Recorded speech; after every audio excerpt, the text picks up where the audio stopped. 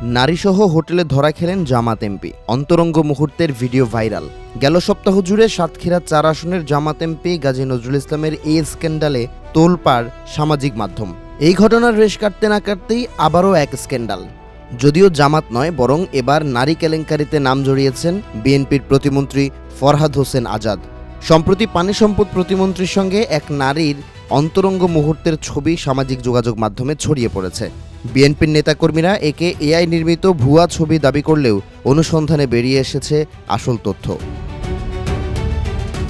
The ডিসেন্টের প্রতিবেদন বলছে, প্রতিমন্ত্রীর 20 সেকেন্ডের একটি শব্দহীন ভিডিও, 5টি ছবি ও হোয়াটসঅ্যাপ কথোপকথনের কয়েকটি স্ক্রিনশটের ফরেনসিক যাচাই করা হয়েছে।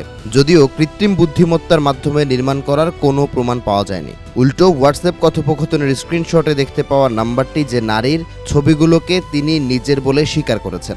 নারী কেলেঙ্কারিতে জড়িয়ে দল থেকে বহিষ্কৃত হয়েছেন জামাত এমপি গাজী নজরুল ইসলাম।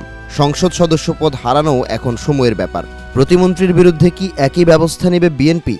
যদিও অতীত অভিজ্ঞতা বলছে এমন সাহসী পদক্ষেপ নেওয়ার সম্ভাবনা খুবই কম। গেল জানুয়ারিতে সিলেট 6 আসনের বিএনপি মনোনীত প্রার্থী ইমরান আহমেদ চৌধুরীর একটি আপত্তিকর ভিডিও সামাজিক যোগাযোগ মাধ্যমে ছড়িয়ে পড়ে। অশ্লীল কথোপকথন ও আচরণের কারণে সে সময় সমালোচনার মুখে পড়ে বিএনপি। দলীয় চেয়ারম্যান তারেক রহমানের কাছে ইমরান চৌধুরীর প্রার্থিতা বাতিলের অনুরোধ করেন স্থানীয় নেতাকর্মীরা।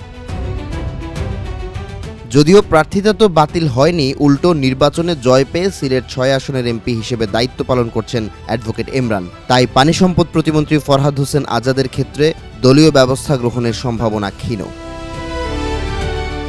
এদিকে দৈনিক কালবেলা, আজকের পত্রিকা ও বাংলা নিউজ 24 সহ বেশ কয়েকটি সংবাদ মাধ্যম প্রতিমন্ত্রীর ভিডিওকে এআই নির্মিত বলে দাবি করেছে, যদিও এর সপক্ষে কোনো প্রমাণ দেয়নি তারা। দ্য ডিসেন্টের অনুসন্ধান বলছে, যে কয়টি সংবাদ মাধ্যম প্রতিবেদন প্রকাশিত হয়েছে সেগুলোর পরস্পরের লেখায় ব্যাপক মিল রয়েছে। কিছু প্রতিবেদনে একাধিক প্যারাগ্রাফ বা বাক্য হুবহু মিলে যায়।